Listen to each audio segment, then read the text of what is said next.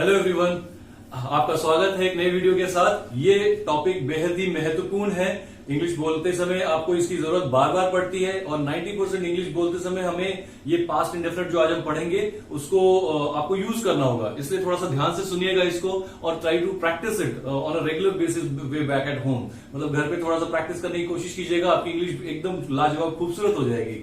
चलिए स्टार्ट करते हैं। तो पहले मैं आपको कुछ वर्ड्स दूंगा और उन वर्ड्स को आप नोट डाउन कर लीजिए ताकि उसको बोलचाल की भाषा में आप यूज कर सकें और उसको मेमोराइज करने की भी कोशिश कीजिएगा। चलिए स्टार्ट करते हैं इसको। तो आइए प्रैक्टिस कर लेते हैं कुछ वर्ब्स की जो हम रोजमर्रा की जिंदगी में इस्तेमाल करते हैं और आपको रट लेने हैं ये वर्ड्स को। चलिए प्रोनाउंसिएशन के ऊपर थोड़ा सा काम कर लेते हैं। Begin, began, begun. Bend, bent, bent.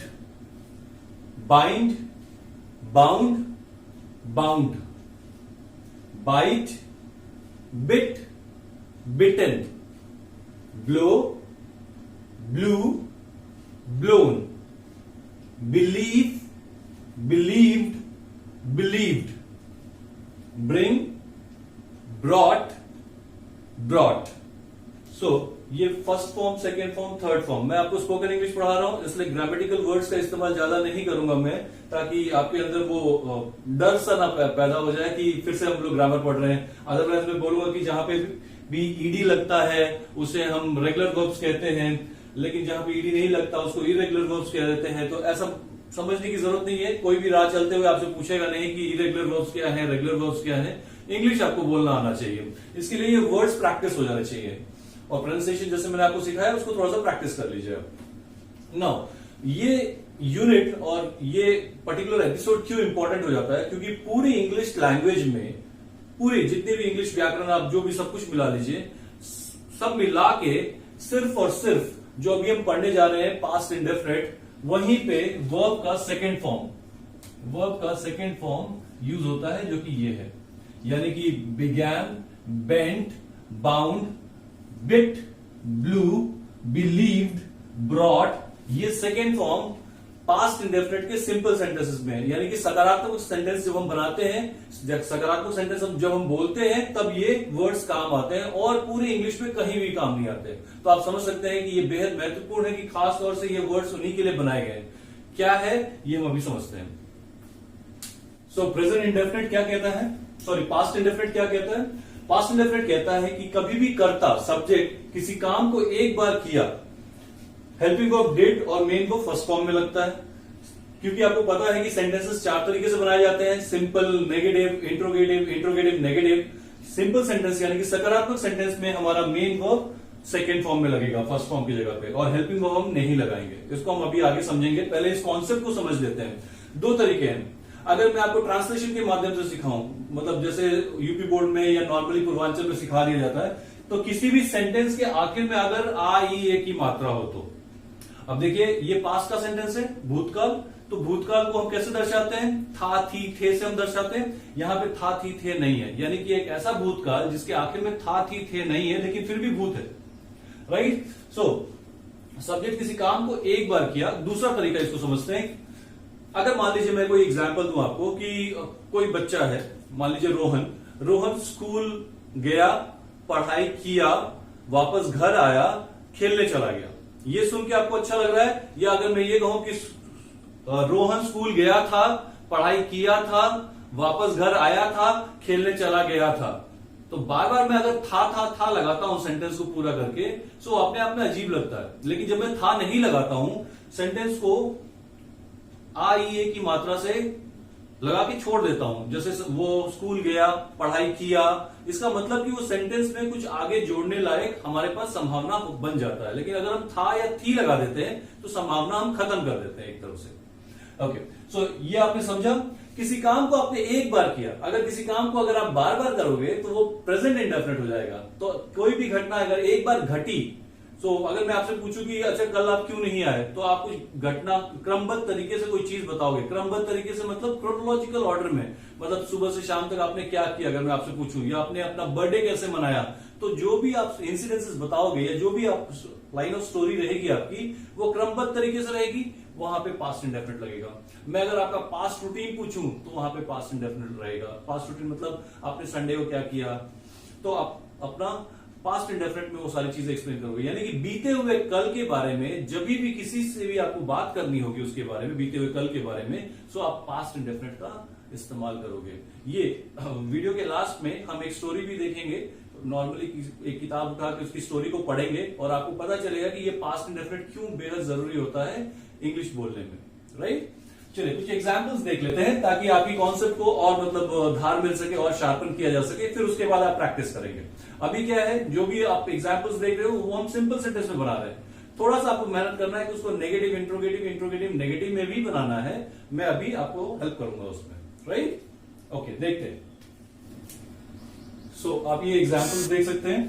मान लीजिए मैं अगर ये सेंटेंस कहता हूं कि वो हाथापाई किया, सो ये इंग्लिश हो जाएगी इसकी ही, हेल्पिंग वर्ब नहीं लगेगा, ग्रैपल। ग्रैपल होती है हाथापाई करने की इंग्लिश, GRAPPLE, हमने डी एक्स्ट्रा एड ऑन कर दिया, राइट। वह चुगली किया, अगर ये सेंटेंस होगा आपका तो आपकी इंग्लिश हो जाएगी ही बैक बिट। बैक बाइट को हिंदी में चुगली कहते हैं, पीठ पीछे लोग बोलते हैं, तो बैक बाइट हम कहते हैं उसको। सो बैक बाइट का सेकेंड फॉर्म बिट होता है, सो बैक बिट। वह आराम किया, सो इसकी इंग्लिश हो जाएगी ही टुक रेस्ट। टेक रेस्ट होता है आराम करना, सो टेक का सेकेंड फॉर्म होता है टुक। जो क्रिया होता है उसी को हम चेंज करते हैं, सो ही टुक रेस्ट। हम ही रेस्टेड भी कह सकते हैं, लेकिन नॉर्मली मोर फ्रिक्वेंटली हम ही टुक रेस्ट बोलते हैं। ओके, वो धोखा दिया, ही डिसीव्ड। सेंटेंस बनाने का रूल क्या होता है हमारा, सबसे पहले हम सब्जेक्ट लगाते हैं, उसके बाद हम हेल्पिंग वर्ब लगाते हैं, फिर मेन वर्ब, फिर ऑब्जेक्ट। और इस रूल के अकॉर्डिंग हम हेल्पिंग वर्ब नहीं लगाएंगे। तो सबसे पहले हम सब्जेक्ट लिखते हैं, फिर मेन वर्ब जो भी हमारा क्रिया होता है उसको लिखते हैं, फिर बचा कुचा जो भी होता है हम ऑब्जेक्ट लिखते हैं। अगर सेंटेंस में बड़ा करूं, जैसे मान लीजिए वह हाथापाई किया की जगह पे थोड़ा सा और बड़ा करते हैं, वह अनजान आदमी से हाथापाई किया, सो ही ग्रैपल्ड। अनजान आदमी ऑब्जेक्ट में चला जाएगा, अनजान की इंग्लिश स्ट्रेंजर होती है, so he grappled with a stranger. Okay, STRANGER, stranger. ये आपका सेंटेंस स्ट्रक्चर क्लियर हुआ। अब आपको क्या करना है, थोड़ा सा प्रैक्टिस के लिए आपको इसका नेगेटिव इंट्रोगेटिव इंट्रोगेटिव नेगेटिव यानी कि नकारात्मक प्रश्नवाचक और नकारात्मक प्रश्नवाचक सेंटेंसेस बनाने होते हैं। कैसे बनाएंगे हम, ही ग्रैपल्ड, इसका नेगेटिव हो जाएगा ही। अब हम डिड का इस्तेमाल करेंगे, ही डिड नॉट ग्रैपल। तो रूल क्या कहता है हमारा नेगेटिव का, सबसे पहले सब्जेक्ट, फिर हेल्पिंग वर्ब, फिर not, main verb and finally object. So हम कहेंगे he did not grapple, he did not backbite. अब आप देखेंगे कि अगर हम डिड का इस्तेमाल कर रहे हैं, सो हम ग्रैपल्ड नहीं बोलेंगे, फिर से हम ग्रैपल ही बोलेंगे। इसका नेगेटिव क्या हो जाएगा, अगर मैं यहां पे लिखूं ही डिड नॉट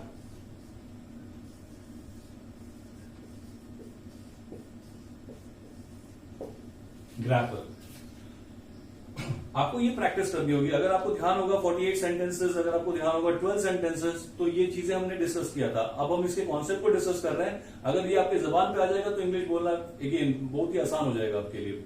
सो हमने क्या किया, हमने वर्ड्स कुछ देखे, उन वर्ड्स को आप ट्राई कीजिए इसमें फिट करने का, जो स्टार्टिंग में आपने देखा था इस एपिसोड में। उन वर्ड्स को इसमें यूज करने की कोशिश कीजिए, उसका नेगेटिव बनाइए, इंट्रोगेटिव बनाइए, इंट्रोगेटिव नेगेटिव बनाइए और उसको प्रैक्टिस कीजिए। ये 10 मिनट का काम होता है, लेकिन जब तक आप प्रैक्टिस नहीं करेंगे स्पोकन इंग्लिश बोलना कैसे आएगा आपको। तो स्पोकन इंग्लिश बोलने के लिए कॉन्सेप्ट समझना मुश्किल से 5 से 10 मिनट का काम होता है। प्रैक्टिस पे आपको ज्यादा थोड़ा सा समय देना होगा ताकि वो आपकी जबान पे आ जाए। और शुरुआती दौर में कुछ आप प्रैक्टिस कर लेंगे तो आगे चल के वो हमेशा काम आ रहा होगा आपके लिए। मैं कुछ नई बात नहीं कर रहा हूं, लेकिन इंपॉर्टेंट बात कह रहा हूं आपको। नाउ अब हम क्या करेंगे, अब इसको एक एग्जाम्पल के तौर पे और एग्जाम्पल के रूप में हम देखेंगे कि कहाँ ये इस्तेमाल होता है। तो मैं आपको वो कुछ सेंटेंसेस दिखा देता हूं और फिर उसको हम देखते हैं कि कैसे इस्तेमाल किया जाता है, राइट। ओके,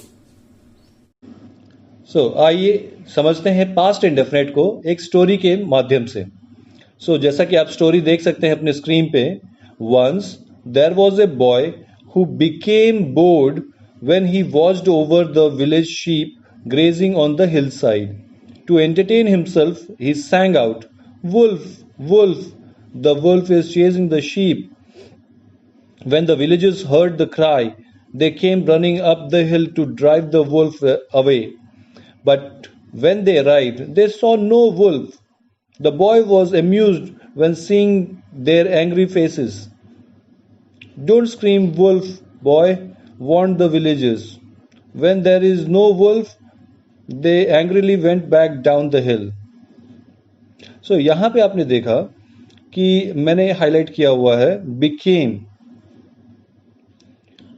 पहले ही सेंटेंस में once एक समय की बात है, there was a boy who became bored. एक लड़का था जो बोर फील करने लगा, मतलब उसका मन ऊब गया था.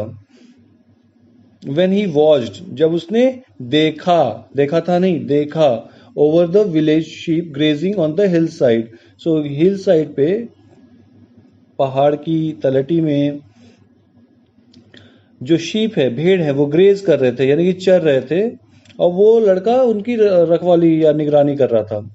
टू एंटरटेन हिमसेल्फ, अपने आप को खुश करने के लिए आप कह सकते हैं, या मनोरंजन के लिए, ही सैंग आउट, यानी कि उसने चिल्लाया. सिंग, सैंग, संग, वो ये तो होता है गाना, लेकिन ही सैंग आउट मतलब जोर जोर से चिल्लाने लगा. वुल्फ, वुल्फ आप देखेंगे डबल इन्वर्टेड कॉमास में है, यानी कि ये उसके अपने बोल हैं. Wolf, wolf, the wolf is chasing the sheep. जो वुल्फ है, भेड़िया जो है, वो भेड़ों को दौड़ा रहा है, यानी कि उनका पीछा कर रहा है. नेक्स्ट पैरा में आते हैं. व्हेन द विलेजर्स हर्ड, जब गांव वालों ने सुना, कोई काम किया, सुना.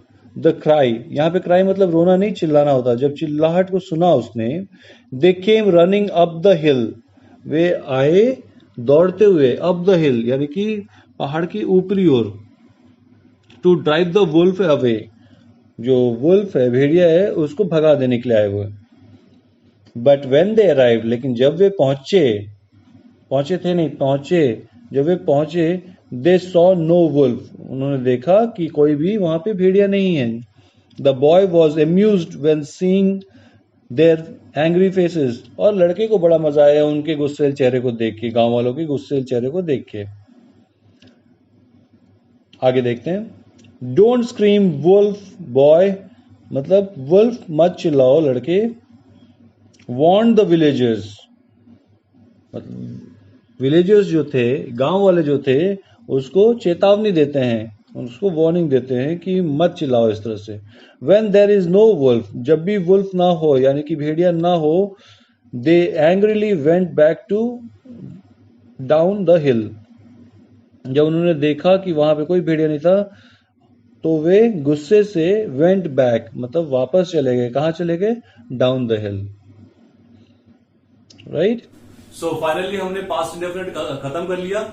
आपको इस एक्सरसाइज को, इस एपिसोड को 2-3 बार देखना होगा और थोड़ा सा प्रैक्टिस करना होगा. जितनी बार आप प्रैक्टिस करेंगे पास्ट इंडेफिनिट को, उतने ही ज्यादा आपको ये हेल्प करेगा आने वाले समय में. क्योंकि जब भी आप अनजान लोगों से मिलते हैं या दोस्तों से मिलते हैं और बातें करते हैं, तो हम नॉर्मली बीते हुए कल के बारे में ज्यादा बातें कर रहे होते हैं. क्या किया आपने, क्या किसके घर गए थे, राइट. सो इस तरह की चीजें जब हम डिस्कस कर रहे होते हैं या कोई घटना घटी उसके बारे में आप अगर बता रहे हो, तो हर जगह पास्ट इंडेफिनिट का इस्तेमाल होता है, जैसा अभी आपने एग्जाम्पल में देखा था.